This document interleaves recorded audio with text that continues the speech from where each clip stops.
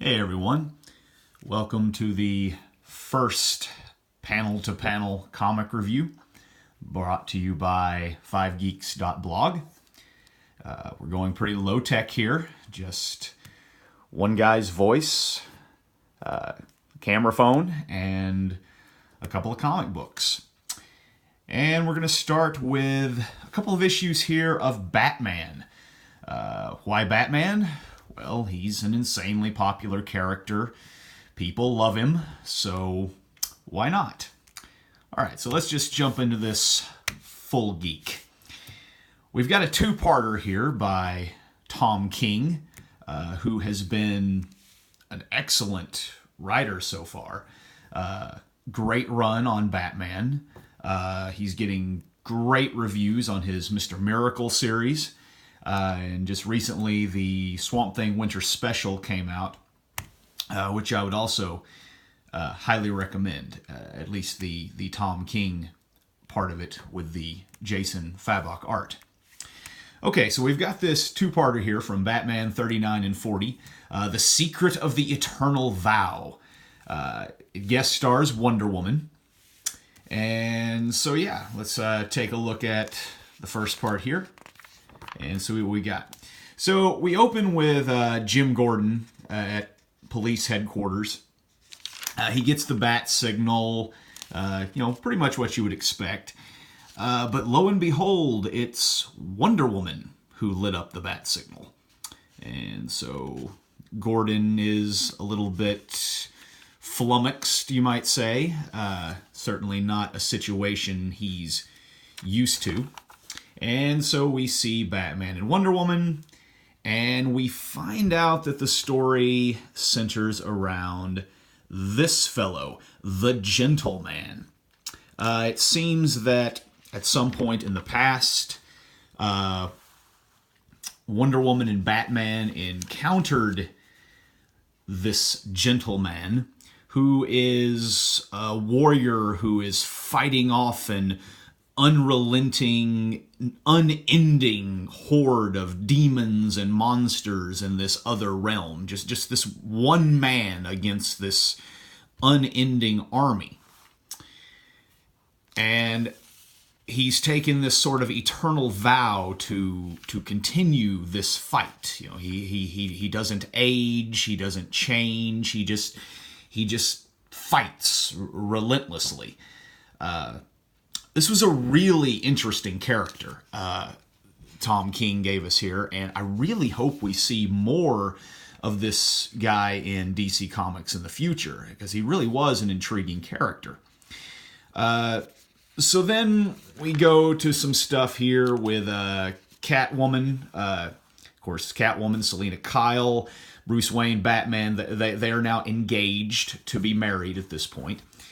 And we find what's going on here is that what Wonder Woman and Batman have done is that at some point in the past, they made a promise to this gentleman that they would give him a break for one day. One day they would go fight this army of monsters and demons. They would go fight in his place and give him a little breather, give him a break from things. So we see Batman and Wonder Woman getting prepared for battle, and here we have it. Great art here by Joelle Jones, as we see them fighting. Lots of good banter and things between the two of them. Let's see here. Okay, so we have more fighting. We have Catwoman kind of chaperoning the Gentleman, this fellow right here, without his armor and everything, as he is enjoying his day off, so to speak. Okay, I'm going to skip a couple of pages here. Don't want to get any kind of copyright strike or anything like that. So as the story progresses, we find out that time works a bit differently in the Gentleman's realm. Yes, he gets one day back on Earth, but in the realm where Bruce and Diana are fighting this horde, time passes differently. So for them, years are going by. Years of fighting, and just the two of them year after year. And we see Bruce Wayne and Diana getting closer, as the years go by. But we're gonna find that Bruce is a very loyal guy, and he's not going to give in to temptation, as they are stuck in the gentleman's realm. Okay, so cool story, interesting concept. The thing is, and it continues in this one, which I'll get to in a moment. The thing is, I'm wondering, when Tom King wrote this, did he realize just how similar it was to this story from 17, 18 years ago in Action Comics, where it was almost literally the same setup. You had Wonder Woman and, in this story, Superman trapped in a realm. I believe it was Asgard, Valhalla, something Norse. Of course, we know Marvel has their version of Thor. Well, so does DC. I mean, Thor is a mythological figure. You can't really, say one company owns the concept of Thor exactly. So, but it was the same thing. Wonder Woman and Superman trapped in this sort of realm where they're fighting all these monsters and creatures. And while time is passing normally back on Earth, from their perspective, years upon years upon years are going by. I believe by the time the story was finished, it was like 1,000 years or something. And once again, it was the same sort of setup. Wonder Woman was sort of this, source of temptation, while for Superman, who, back on Earth, he was at that point married to Lois Lane. And of course, by the end of the story, we see that Superman, he's Superman. He always does the right thing, and he remains loyal to Lois Lane. He does not give in to any feelings or temptations where Wonder Woman is concerned. And when they make it back home, although years upon years have passed for these two, it's only been a short time for Lois Lane, and so on. So, two very similar stories here.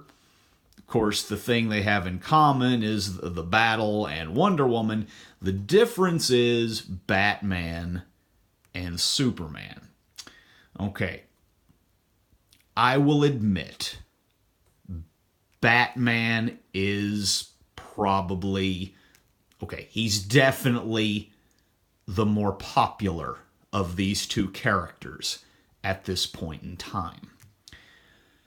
But I sometimes feel like if you go back to Frank Miller's The Dark Knight Returns in 1986, I feel like that there is this sort of idea, concept that you see amongst comic writers, and it's filtered into the perceptions of the fans that Batman is just as good as Superman, if not better. And that's fine. Batman is a hero. He's a fantastic character and that kind of thing. But I feel like sometimes they're sort of taking advantage of Superman just a little bit. I mean, this was a Superman story. It was showing how, upright and noble and good and loyal that Superman is. And then in this story, although it was very well written and great art, and I love the character of the Gentleman.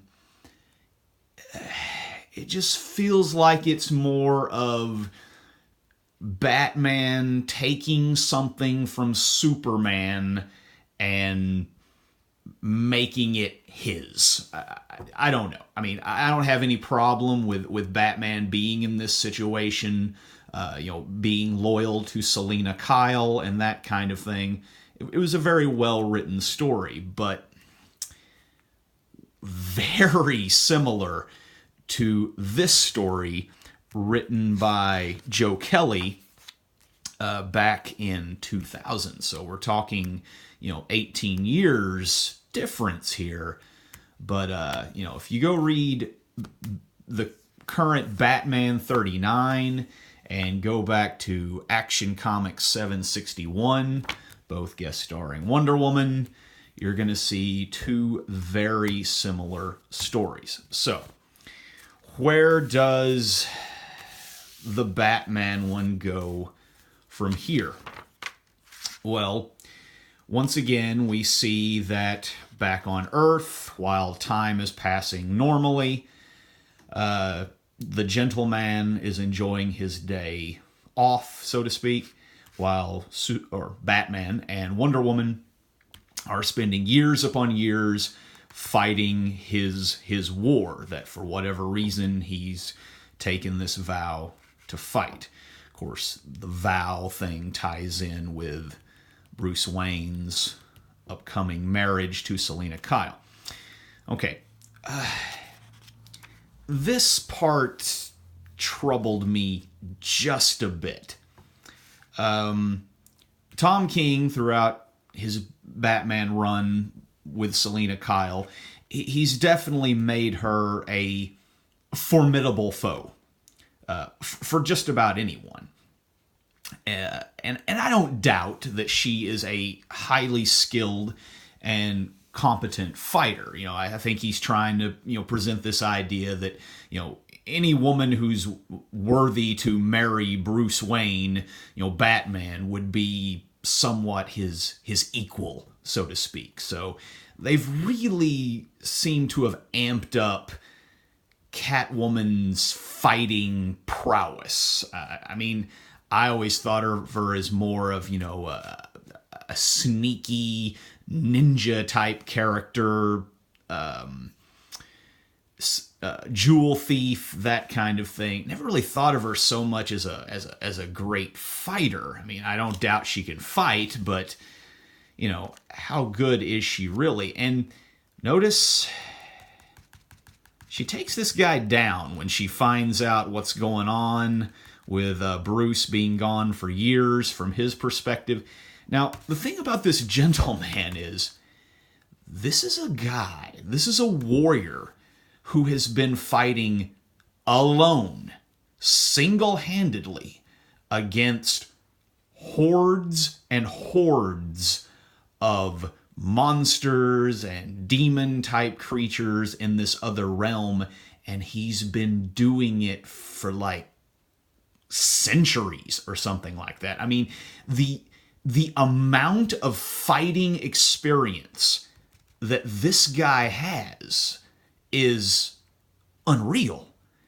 And yet, Catwoman, in her stylish stiletto heels, manages to take him down and has a boot to his throat with relative ease. And I don't know, that just seemed bizarre. Didn't really seem to fit who this character has been presented to be, or really who this character has been presented to be throughout her history, at least in my opinion. By the way, Gentleman here, although this is a very unflattering panel, cool character. I'm really intrigued by this character, and I really hope we see more of him in comics in the future. So we go back to the realm where Bruce and Diana are. We've got the firelight, and them, leaning in, pretty close for the kiss, but we see that they